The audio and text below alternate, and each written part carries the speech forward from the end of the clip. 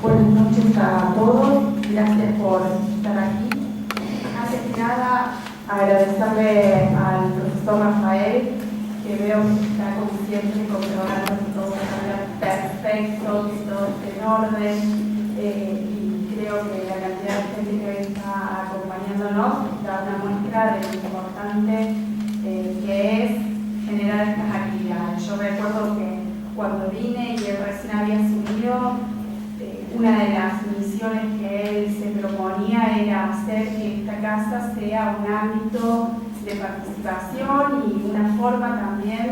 de acercar el Mercosur a la gente, y me parece que con todas estas actividades que permanentemente organiza él y su inmejorable equipo lo logran permanentemente. Sin seguir con agradecimientos de rigor y pasando ya directamente al tema, la verdad es que habíamos preparado un tema, o por lo menos había preparado un tema en relación a lo que tenía que ver con la libre circulación de mercancías en el Mercosur,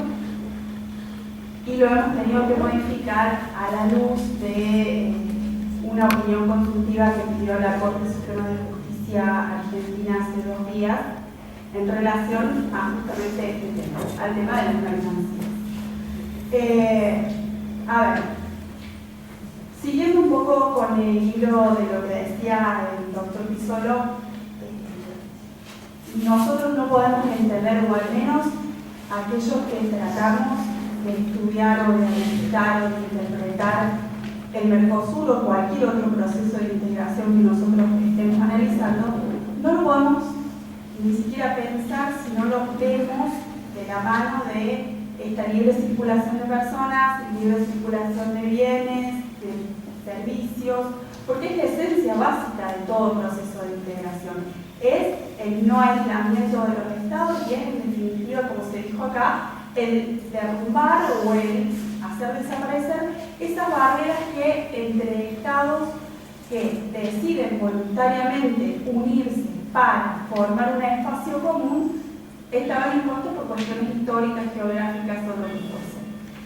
Si bien se reconoce que eso se va dando quizás en etapas, en momentos paulatinos, hasta llegar a un modelo avanzado, como puede ser el que hoy nos presenta la Unión Europea en cuanto a su evolución dentro de lo que son las etapas o los modelos de procesos de integración,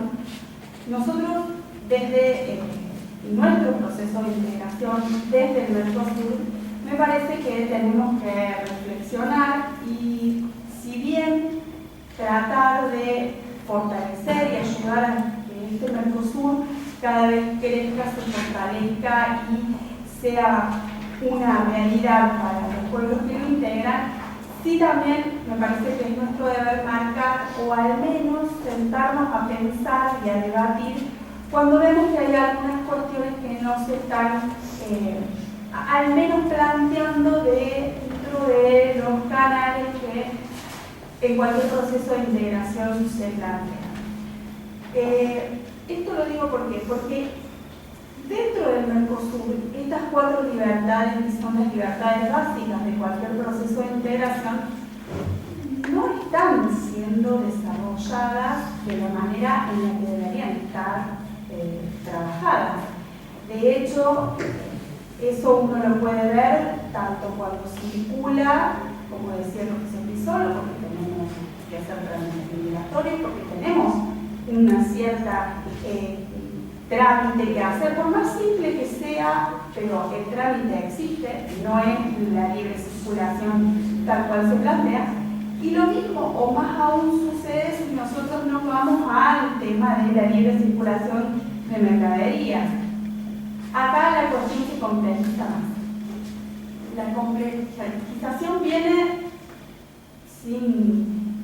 hacer ningún tipo de suplicancias por todos los países. O sea, todos los países que forman parte del Mercosur en algún momento y en algún producto y con algún producto han tenido alguna actividad arancelaria, por llamar. Yo aclaro de antemano que no soy tributarista, con lo cual puedo equivocarme específicamente en el término, pero digo, en todo lo que tenga que ver una restricción restricción económica a la libre circulación de bienes y mercaderías, tal cual lo establece el Tratado de Asunción, que no se pueden plantear cuando un Estado lo interpone cualquier tipo de restricción, está claramente yendo en contra del espíritu, al menos, que se plantearon quienes establecieron tanto en el Tratado de Asunción como en el anexo al Tratado de Asunción todo un programa para ir acentuando cada vez más esta libre circulación de mercaderías. Ahora bien, todos los países lo han llevado adelante, hay diferentes etapas. Sí es cierto que desde hace un tiempo a esta parte hay algún malestar en relación a determinadas políticas puntuales que se van llevando adelante en relación a lo que parecería establecerse un gran conflicto intrazona que tiene un sello argentino fuerte por medidas de alguna manera que no las voy a juzgar, que tome el gobierno argentino y que repercuten o que parecerían repercutir dentro de los otros estados miembros del Mercosur. En este estado de situaciones que desde el año 2000 se empiezan a plantear algunas medidas que tienen que ver con establecer algún tipo de restricciones a las importaciones en base a lo que son las licencias no automáticas, algunos gravámenes para las exportaciones, y eso empezó a dar algún tipo de enojo por parte de los otros estados miembros del Mercosur. Argentina hasta no hace mucho, hasta el año 2008, no había hecho uso de lo que era la herramienta clásica, que era, bueno, venir cualquier la puerta de Rafael con una opinión consultiva y que sea el TPR el que establezca, bueno, a ver qué es lo que va a pasar con diferentes conflictos que se plantean dentro del Mercosur en cuanto a la interpretación de los instrumentos del Mercosur, del derecho del Mercosur. Acá hay que recordar que cuando nosotros hablamos de opiniones consultivas o de venir al TPR a preguntar, siempre tenemos que basarnos en que esa interpretación que se pide es en base a el derecho del Mercosur en un caso concreto. Esto se dio en la Argentina con el caso Sancor, que fue la primera vez que Argentina plantea una opinión consultiva al TPR, que después se desistió. Pero ¿qué pasó? Este caso Sancor abrió la puerta a establecer algún tipo de discusión sobre cuál era la situación en la que se encontraba. Decisiones internas de nuestro Estado de imponer algún tipo de gravámenes a diferentes productos nacionales para ser comercializados intrazona, en relación a lo dispuesto por el Tratado de Asunción en el artículo 1 y en el anexo del Tratado de Asunción. Este caso Sancor quedó, se desistió, no se prosperó, no se llegó a dictar una opinión consultiva, y hace apenas 2 días un laboratorio, una empresa que se llama Biocidus,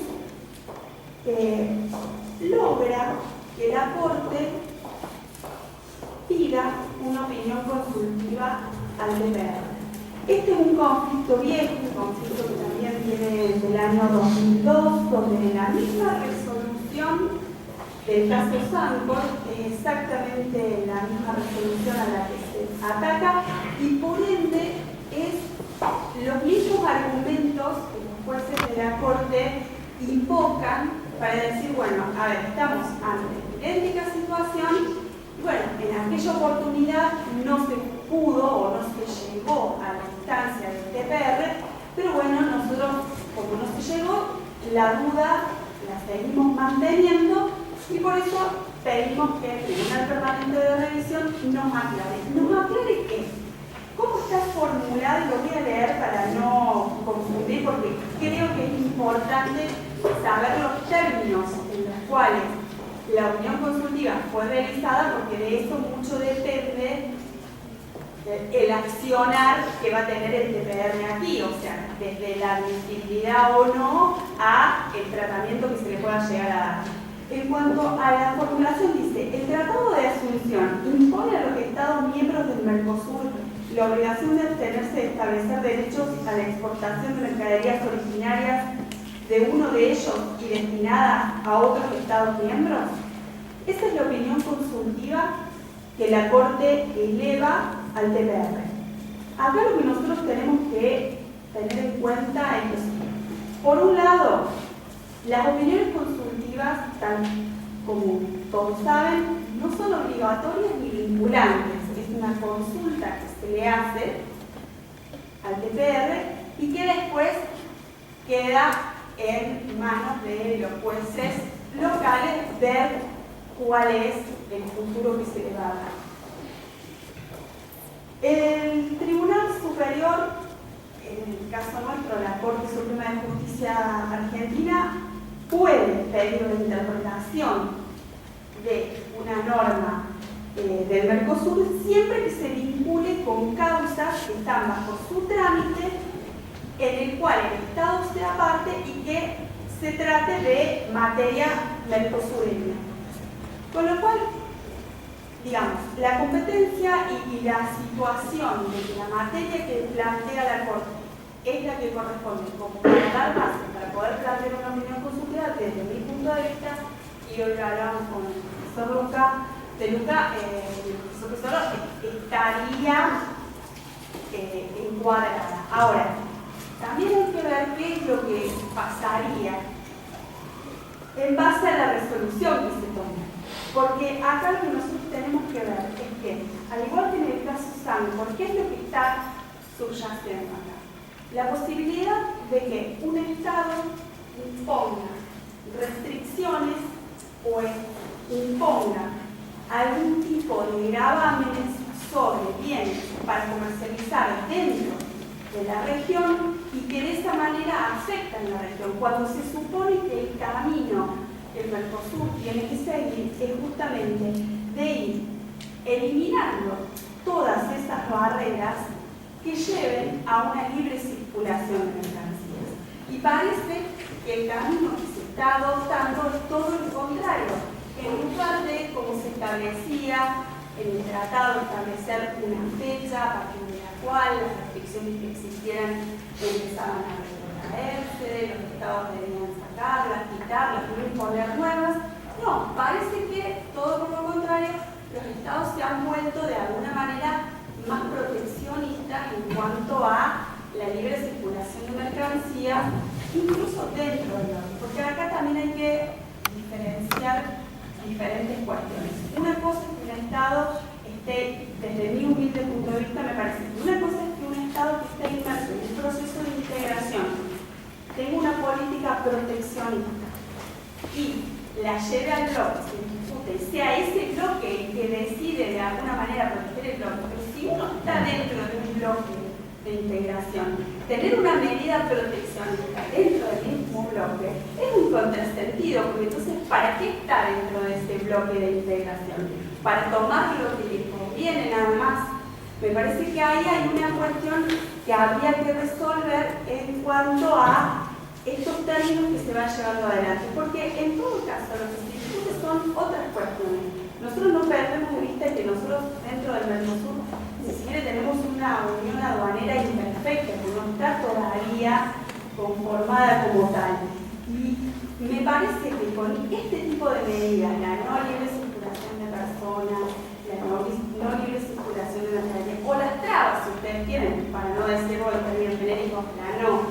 las trabas, lo que estamos haciendo es alejándonos cada vez más de llegar a esa unión aduanera. Me parece que estamos yendo por el camino inverso. Yo no juzgo en este sentido si está bien o está mal, pero digo, habría que plantearlo de manera tal que todos los socios y todos los que forman parte del Mercosur sepan cuáles son las intenciones de cada uno de los miembros del bloque, tratándose de un bloque intergubernamental tal, y de esa manera poder tomar las medidas que cada uno crea conveniente. En cuanto a la opinión consultiva, me parece que esta opinión consultiva, si bien en sus argumentos no son muy extensos, porque en la mayoría, tanto en el voto mayoría como el voto minoría de la doctora Hayton, remiten a lo que ambos dijeron en el caso Sancor. Sí, cuando uno ve el dictamen de procuración, cuando uno relee la opinión consultiva del caso Sancor, los votos de aquel fallo más la opinión del procurador en el caso Sancor, nos da un encuadre como para poder saber que lo que en definitiva el TPR resuelva o diga o haga, si es que tiene la oportunidad de hacerlo, va a ser trascendente por diferentes motivos. Porque desde mi punto de vista, el TPR podría tener la oportunidad histórica de ser quien decide, bueno, esto es el Mercosur tiene estas reglas, estos son los tratados del Mercosur, estos tratados están aquí para cumplirse y hay que cumplirlos. Sí, me parece que es una oportunidad, digamos, como para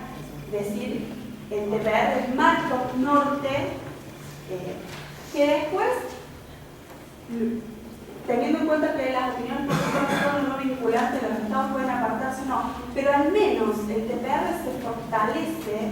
en cuanto a decir, bueno, nosotros no estamos porque sí, sino que estamos con una misión, esa misión es hacer cumplir el derecho del Mercosur y no apartarnos de este camino del Mercosur. Y me parece que esa es una oportunidad histórica que el TPR tendría si finalmente tiene la oportunidad de expedirse en esta opinión consultiva. ¿Por qué? Por la trascendencia que esta opinión consultiva tiene.